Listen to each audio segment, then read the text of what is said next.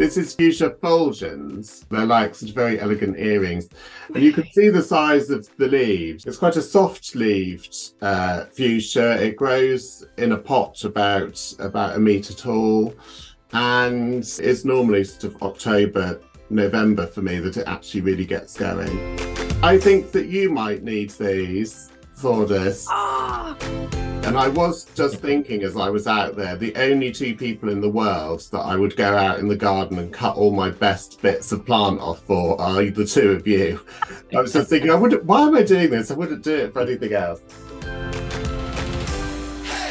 Got some oddities. I love this. Yes. So this one is Entelea arborescens. I've cut a piece off that's got the seed heads on. So the reason I picked this out is because, there's lots of interesting things about this. So this is a big-leaved tree that comes from New Zealand, and its New Zealand name is WHAU, and I don't know how to pronounce that. Something it seems to want to be wow.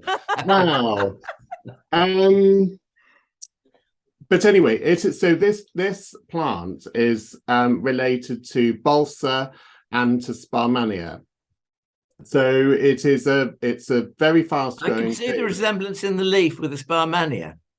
Well, I will help with that because there is Sparrmannia. So it's a really, really interesting tree. So it makes quite a nice tree that you can treat like a catalpa, so you can pollard it and let it regrow back with big leaves. It's very light wooded, so I think it gets used to make rafts and things like that, because the wood floats very easily, and it's a colonizer of open spaces. So it's a prolific seeder. And wherever the seeds land, they are viable instantly, and they tend to drop and grow, germinate straight away. But they also last a very long time. So it's something if you can get hold of the seeds, you can grow it very, very easily, and it's fast growing. So you get these big leaves. These are quite small now because it's the end of the season. It's starting to shut up shop. You get those very pretty flowers, a bit like a Sparrmannia. So they're a bit bramble-like, the flowers, I guess, single white flowers with a yellow centre. And then they're followed by these slightly sinister black spiky things which have the seeds in. But Alan, if you want seeds of it, they're falling out all over my desk. So I will, yes, please. I will send you some. But very, very easy to grow. So yes, so there are similarities. So balsa looks similar. I don't have a balsa tree in the garden, but that's another one. I think I watched one of those David Attenborough programs that had balsa in it, just showing how quickly that grows. And then its friend is Sparrmannia africana. This is the double one, not that you can tell when it's not flowering, but this is, well, I've left mine outside now for 2 winters and it's been fine, but it wouldn't be in most places. And I first discovered this plant growing in the office when I was a landscape architect many years ago. Took a cutting from that, and I've had it ever since. So this is the progeny of something about 30 years ago now. Sparrmannias were very, very fashionable as office plants 30 years ago. I remember them. You know, you used to have these, if you went to a modern architect's office, they often had big windows, lots of glass, open plan, Sparrmannias. It just goes together. Yeah, it does. And this one comes from way back then. And they are very good plants. They do, like, as Alan, you just said, they do like those big windows. As soon as you move them away from the light, they really don't like it very much. So this is not a plant that you can cut down and stick in your garage, and it won't like that. It will want some light but it's probably okay in a cold greenhouse for most people. Then these two are related to, if you can see, are related to all of the mallows. So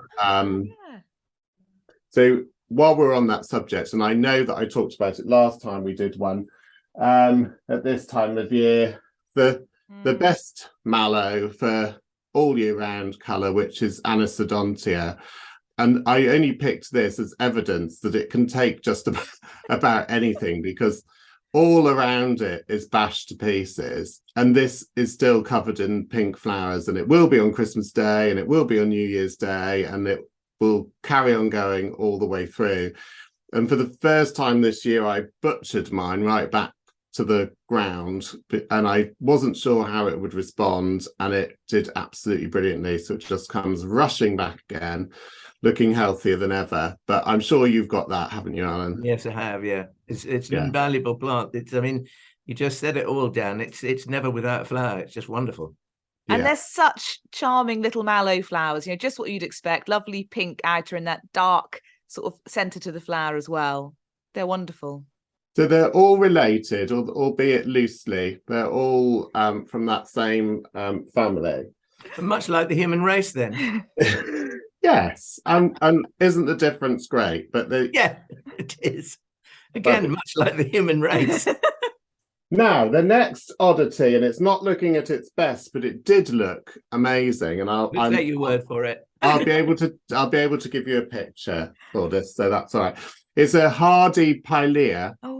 So most Pileas are grown as houseplants. They generally have sort of quite interesting foliage, sometimes quite metallic, and this one does have very striking foliage when it's not the end of November, and with very, very silver markings on this nice apple green.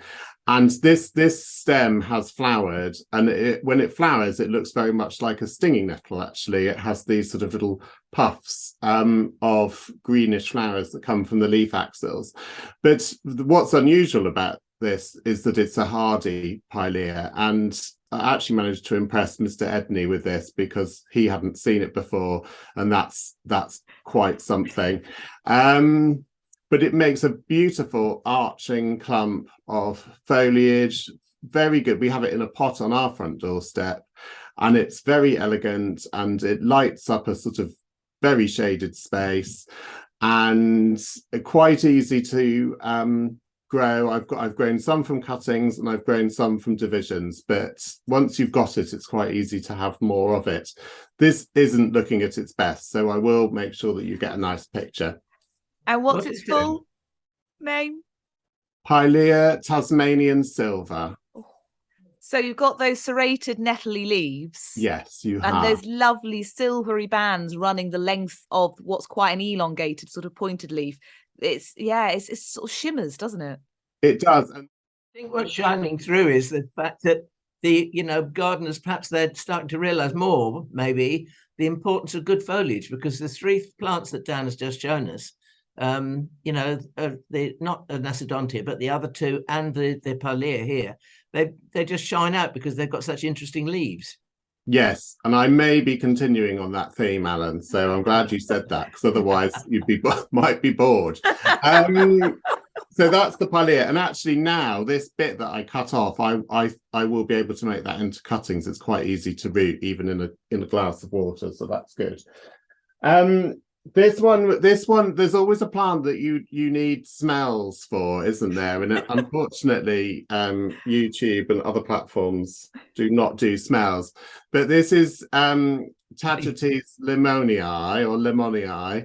And I only picked this because it is just about to have some flowers. Can you see them? Little yellow flowers. They're very insignificant. I mean, they get bigger than that, but because they're just in buds now. But the thing about this thing is the scent. So if you like the smell of marigolds, this is marigolds times 100. You just the faintest brushing against it, you get this very sort of astringent, calendula kind of scent coming off it. But the leaves are very, very pretty. It's a nice plant to put in between other things. This, along with the Alstroemeria, is under the miscanthus that we were talking about earlier. And it doesn't produce these flowers until about now, not for me anyway. And then often the winter cuts it off, but you can chop it off and it'll come back merrily again. And I think it's quite easy to grow from seed as well, although I've never tried.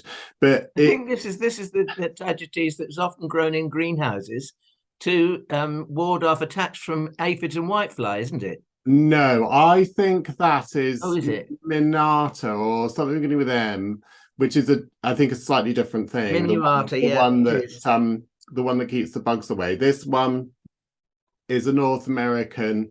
Well, I'm sure though it would do exactly the same job because. Well, I just wondered because you said it was pungent, and I thought, it's super pungent. I mean, if you don't like that smell, you wouldn't want to be within a mile of this. And sometimes you can be out in the garden and doing something and brush against it and think, where is that smell? Because it's really, really, really powerful smell. But I really like that. I like weird plant smells like chrysanthemums and marigolds and things like that. So that's fine. But a very interesting thing, and I just noticed actually, there's a little bit of variegation. Oh yes. I love it when plants do quirky things like that. But worth looking out for.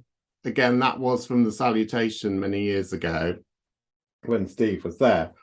So that's that. And then I think we'll just carry on because we were talking about foliage, weren't we? So as my garden has got shadier and the trees have got bigger, I've had to adapt what I've grown. And so more and more Plectranthus are creeping in because they're just such good ground cover plants. They work brilliantly in a pot. They're so easy to root, it's ridiculous. And in fact, I'm sort of surrounded on my window ledges with little plastic cups with cuttings in at the moment. But this is one called Nico, and it looks really big. It's perhaps not as big because I'm holding it quite close to the camera, but it's got gorgeous foliage on the back, a sort of nice burgundy wine color, and then a dark leaf. It grows very, very neatly, so it doesn't really need any although it does sort of spread out, it branches nicely. And then I've been quite impressed with the flowers on all the Plectranthus this year. They've all been good. And, you know, they're as pretty as many other sort of more common plants. Easiest way to overwinter this thing, although in a mild winter it might even make it, is just to take cuttings and then start them off again the following year, and they will easily sort of fill a pot and cascade over the sides within a season. But that managed to weather the storm, and so I was pleased to pick that bit off this morning. The late flowering Plectranthus, providing they're not gigantic forms, probably like argentatus or something like that, but some of them make wonderful pot plants for the winter because they flower quite late, and if you can bring them in before they get bashed by the weather, I would suggest take your cuttings in July. And then you'll have a more manageable sized plant, bring them in for the winter and just enjoy them free. Yes. Well, I've got a couple on the mantelpiece just behind me that were cuttings taken about then, and they're a nice size now, and they'll stay that way, and those will probably go out in the garden, and then a new generation will be made. But yes, good, particularly good for people with but, you know, maybe in a London garden or something, sheltered, but a little bit shady. Very good, useful plant. Yeah, that's been great on my patio, which I can just about see the other side of the kitchen table. And it's just been so vigorous. And you're right, really resilient with the weather. You know, we've had some really awful weather the last few days and it just looks the same. And then next to it in the garden, I've got growing this, which is a brake fern. Pteris. I never know. I presume you don't pronounce the P with that. Pteris cretica, and that's albolineata. But this again, I suppose this goes back to this subject that Alan raised just then about how many plants potentially cross over between being house plants and garden plants nowadays. So I don't think either of these would have been considered remotely suitable for the garden maybe 20 years ago, whereas now they sort of hover somewhere, but you know, they may or may not. But it certainly makes a very lovely house plant, particularly if you've got cool conservatory or something like that. But in our garden, this is fine outside, and very, very pretty. This is one of the shorter leaves, and then it throws up these big, long arching ones as well, and it tends to have smaller ones around the bottom. But that's fantastic contrast, isn't it? It's a very nice leaf. Yeah, there's another Pteris with blue leaves, isn't there? Which I've put outside in the garden. It's been outside for 2 winters now. Oh, that's good. Yeah, and it is coming through, but it's a very sheltered. It's a very sheltered and shady spot next to a wall, and I think that's what it needs probably to do okay in the garden. But if we had a severe winter, I don't think it would live. But I'm backing my luck and thinking with the fact that climate's changing, who knows? Yeah, and it's worth a go. I was reading a piece in the RHS magazine, and they were sort of saying, maybe we just need to accept that some plants that are borderline won't live quite as long as they could, but we can enjoy them while they do last. So and the other thing is, if you have a fern like this Pteris here and it gets too big, or you want to make it smaller, or you want to produce more, when you divide it, pop some divisions in the garden in a sheltered place and just see what happens. You may be surprised. Might just get lucky. Yeah, I nearly bought one of those yesterday, but I was with the other half, and he's not really an enabler when it comes to buying plants.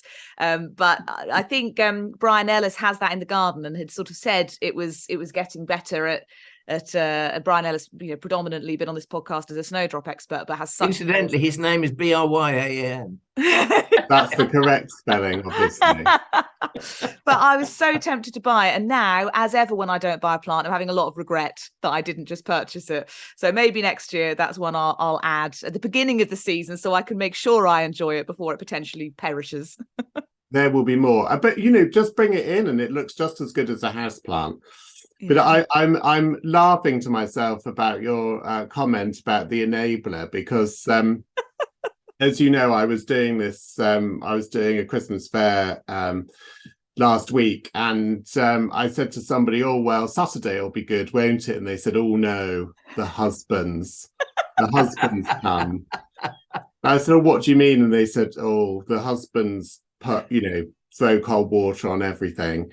So we came up with this plan to basically separate the wives and husbands, because I was selling tools, which, although it sounds incredibly sexist, do generally attract the male of the species.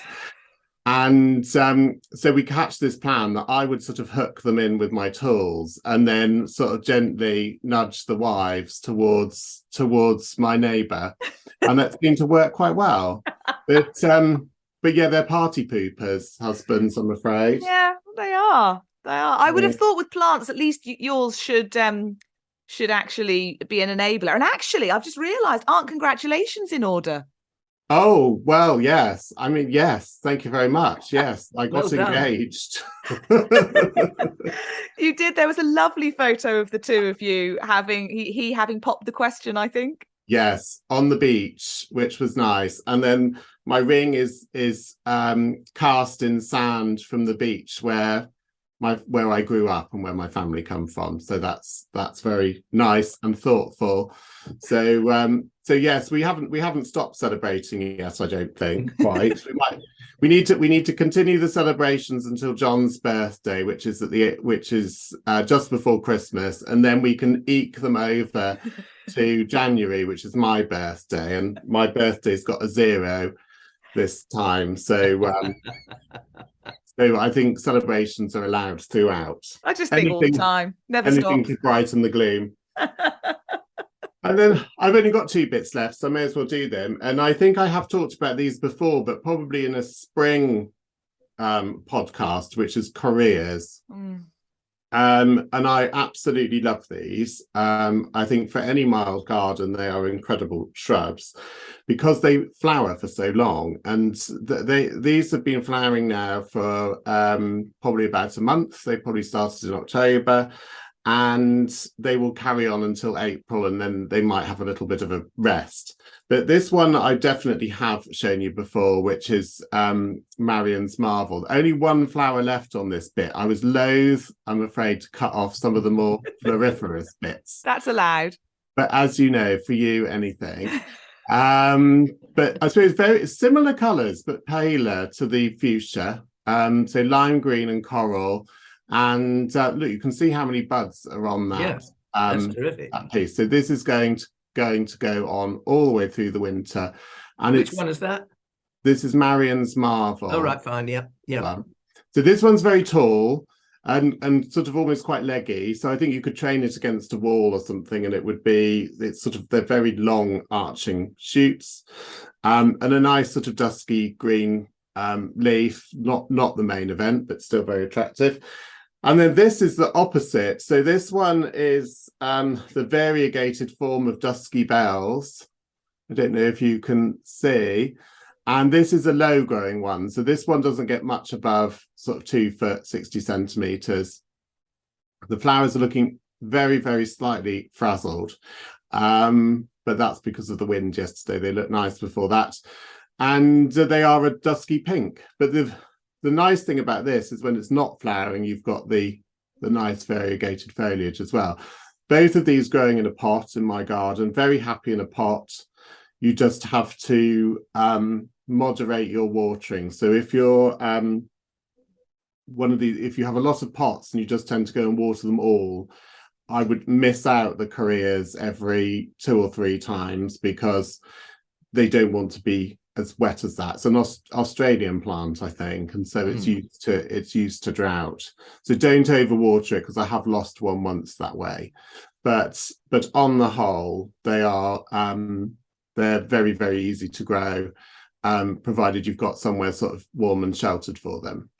And proof that while they are great in drought, even drought-tolerant plants do not like to establish in a drought. I unfortunately bought my Marian's Marvel just before the drought, and so planted it before I knew quite what was coming, and it didn't make it, which is very sad. I was so excited to finally have it, and I thought I'd picked the right sheltered sunny spot at the back of my garden, but unless some sort of miracle has happened, I have not seen hide nor hair of it for a while now. So I don't think it pulled through those dry months of, I just couldn't, as happened with so many things, you just can't replicate what actual rainfall does. I think the difficulties of gardening this year can't really be underestimated, can they? I even read in the garden Roy Lancaster saying that he, had really struggled and that his garden had been decimated by the drought. And if that happens with sort of people as expert as him, then the rest of us, can't really feel too bad about the fact that we struggled. And I think some plants may continue to exhibit the effects of drought for a while. I mean, it won't all. Some may still be yet to die, Dan. Yes, yeah. And then the shock potentially between going from very dry to this very, very wet November as well. You don't know what effect that will have on plants. But this is the weather that we've got now. I think this much more extreme twists and turns in the weather that just comparing this November to last November, they were totally different. There's no real pattern apart from the fact that it just isn't that cold. Novembers when I was a boy were freezing cold, and it was hats and gloves time by November, but that's a very distant memory now, isn't it? Dan, thank you so much for inspiring us. When it comes to FLOMO, by the way, we've got to squeeze that in as well. Maybe a few more plants, or who knows, maybe just tools into this section of the podcast. FLOMO being that fear of missing out you get about a flower or a plant. Obviously, we all get loads from you in your garden. I think particularly because you managed to pack so much into your courtyard garden, so it is very applicable for those of us with smaller gardens. And of course your allotment, which is going to provide me with lots of excitement for my new little quarter plot. I want dahlias like Dan Cooper. But it was a foliage plant that you posted the other day, a Begonia coelzii, if that's how you say it. Oh, you can have one of those as well. So you talk about it, and then I'll. It was this fabulous sort of deeply lobed leaf that caught my attention. Just a really, you're scrolling through Instagram and suddenly there's this leaf going, look at me, I'm fabulous. And I don't know how hardy carrying on with the theme about foliage, you see. Yeah. And really, and I don't think I'd seen it particularly before. And I think you said it came from India, so I'm not sure how hardy it is, how much protection I need to give it, but certainly in my garden I could see exactly how that would just fit in with all those lovely sort of foliage textures I'm trying to add. So it is an extraordinary thing. As you say, the leaves are massive, but the most unusual thing about it is that it makes baby plants on the, I don't know what you call it. It's not the leaf axil, is it? Or is it the petiole? I don't know. But where the leaf joins the leaf stem, forms quite a substantial new node. Plant, a node. Yeah. Brilliant, Alan. I knew you'd know. So at that node point, you get something that sort of resembles a small begonia tuber that forms. And actually, during the summer, they themselves produce leaves. So it looks like there's a little baby plant sitting there.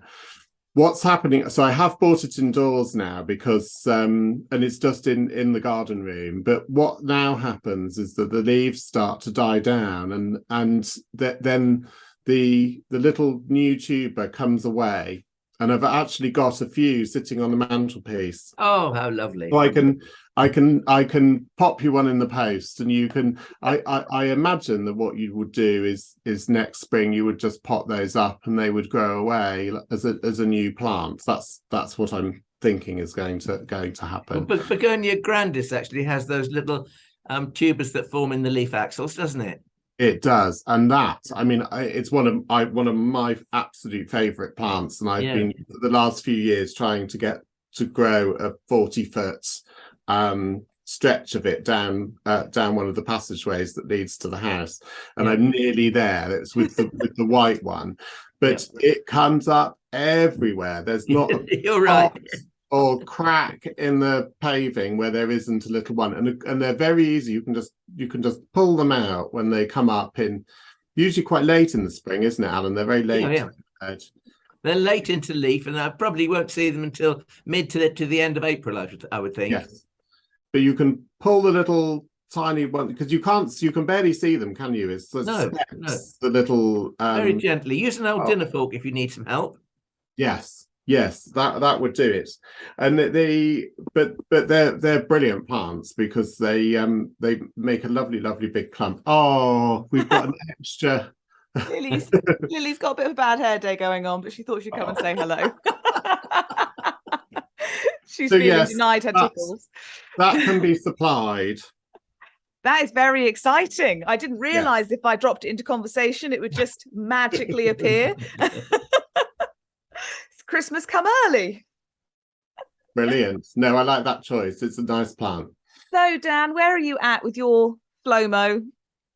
Well, do you know, I am so I suppose I've got nerines I have a few of, but they're one of those plants that every time they're in flower elsewhere, in general, I wish I had more of them. I think they're just the most extraordinary flower, just for the colour and the sparkliness of the flower petals, because they have this amazing sort of, I don't know what it is. Crystalline. Yes, crystalline cell structure that makes them very sparkly. Yeah. But I think the main value is just in the time of year when they flower, that they just look, everything else is looking dull and over, and then up they pop like, I'm here, I'm late to the party. But and I particularly want, I don't have it now, but I did have it before. There's one called Mr John, I think, which is got almost a magentary purplish tinge to it. It's quite lurid looking, but it's just so fascinating. It's more than that, it's captivating. Yes, I love lurid though. Lurid is good. I mean, it's an incongruous plant, I think, because everything else is getting muted at that time of year. But it's quite a tonic to see nerines flowering. So more nerines. And then I have seen in other people's gardens this year some really spectacular liquid ambers. And we've got liquid amber, Slender Silhouette, growing in very, very big pots. But the problem with growing trees in pots is that they are generally more stressed than trees that are growing in the ground. So our liquid ambers do change colour, but it happens very quickly, and then they drop their leaves very quickly. Whereas I've seen some growing in gardens this year that are the most unbelievable colours. So I would love to be able to grow a liquid amber that can do its thing properly and achieve its full potential. So that would be my two. Great selection. I also love how so often we covet the things that are almost impossible for us to achieve, because for anyone who doesn't know, and go and listen back to the first episode we ever did with you, Dan, explaining how you basically have no soil in your garden. So it's container gardening on a grand scale, and amazing what you managed to grow. But yes, we're always hoping for things that are just out of reach. Yes. In the meantime, I just enjoy seeing them in other people's gardens. Alan, where are you at? What are you feeling inspired by? Well, I was inspired by Dan's talk just now about his comments about Narinis, Narines, call them what you will, because there's a race of, they've been crossed with an Amaryllis belladonna, I think, and they're called Amarines, and they were originally grown by the Dutch as cutting flowers under glass. They're about twice the size of a nerine. They're like a nerine on steroids, and there's three colours. There's really shrieking chaparelli pink. I got that in, and there's a paler version and a paler version still. Those three are just coming gradually onto the market now, and you can get. I've got a few of each, but they increase terribly well, and the flowers of both Amarines and Narinis, they last so well in cut flowers. You know, they just look wonderful. But my FLOMO from the list has to be, and Dan, you very kindly said you'd send me seed of Entelea arborescens, which I think is a lovely thing, and I'd never heard of it, didn't know it at all. And the fact that I can pollard it is even more intriguing. So that I would love to have. Pilea Tasmanian silver, I thought was an interesting plant. I don't know why I've not seen that before. Tagetes lemmonii, Graham mentioned this to me yesterday and said, we've just done a bit of landscaping with some contours of, we've moved our Matterhorn, you see, which it was the compost heap. And of course, like everything else, we underestimate just how long it was going to take. We've had a guy here with a digger and 2 dumper trucks, and he's been here over a week and it's still not moved. So that would just give you some idea. So we've been doing a bit of contouring in the garden. And he said to me yesterday, in actual fact, we could put Tagetes lemmonii on top of that. And I said, that's a boring thing. You don't want that. Well, I've changed my mind. I don't think it is quite so boring now. So that is on my list as well. And Plectranthus, Nico. I don't think I have Nico. I have a grey-leafed one, and I can't remember. I think it might be Nicola or something like that. Again, it came from Mr. Edney, or it came from Lou, actually, his lady friend. And it has the most amazing, well, it's got lovely silvery foliage. It has this kind of cascading effect that one branch goes over another kind of thing. It's in a pot. I took cuttings. The main pot that they gave me hasn't flowered, but the cuttings are just flowering. And they're the most wonderful, wonderful, deep purple purple. And I just think, you know, they're not big and showy like a begonia is big and showy, but the racemes of flower are just incredible. Another winter flowering pot plant, you see, which is so nice. Yeah. So, just bring them in. I've been greedy, and I've had 3. I'm going to have another one. I can't. I mean, I'm an absolute sucker for a wisteria wrapped handle. Oh, who isn't? So long as someone else wraps it for you, I think. As long as someone else buys it for you, I think. No, I've got to the age where that doesn't happen anymore. I have to buy it myself. Well, Dan, you should feel very pleased with yourself. Plants Alan didn't know. Plants Alan has changed his mind on. I mean, what accolades? I don't know how I do it, especially from my storm-ravaged garden. But I think it's very interesting. See, that's what you get when you get 2 gardeners talking to each other. You bounce off each other, and you suddenly, I'm seeing plants perhaps through your eyes, not through my eyes. And I'm often too impatient, too ready to just dismiss something without knowing more about it. And I think that's it. Well, You've helped me. Yes, I think plants gather associations, don't they? Yeah. There are plants that I remember that my grandparents grew that I remember fondly, and others that I remember less fondly. And you don't always have the time to reassess them, do you? You just kind of dismiss them, they're old-fashioned or they're scraggy or whatever. But then, plants can look very different depending on where you grow them, how you grow them. Exactly. It's always worth giving something a second chance. Why I always love African violets, because they always make me think of my mum growing them when I was little. So I will never hear a bad word about African violets. Well, do you want to hear something? Not many people know this, but I love African violets. When did I become my granny? My mum is brilliant at growing them. Absolutely brilliant at growing them. I don't know what it is that she does. But yes, I think it's one of those things. Maybe it's something that comes with age. Your appreciation. I'll let you know. Yeah, we'll all keep an eye on that. Dan, it has been an absolute treat. Thank you so much for bringing so much festive joy to Talking Dirty, and lots of planty inspiration and lots of tool inspiration as well. I think we've all got plenty of things on our Christmas wish list now. We just have to try and drop strong hints in the right direction so that we get them. Definitely. Lovely. It's been a pleasure as always. Until next time, happy gardening and happy Christmas. Bye-bye. Happy gardening. So, in on Thursday, Friday on the website, if you fancy one of those, that will be. Oh, and of course, that may not necessarily make any sense now, but it will be there. By the time anybody listens to this podcast, it'll be there. I've got a whole page of things, and as usual, ready to drip water all over myself. So I've got some plants and I've got some Christmas gift ideas.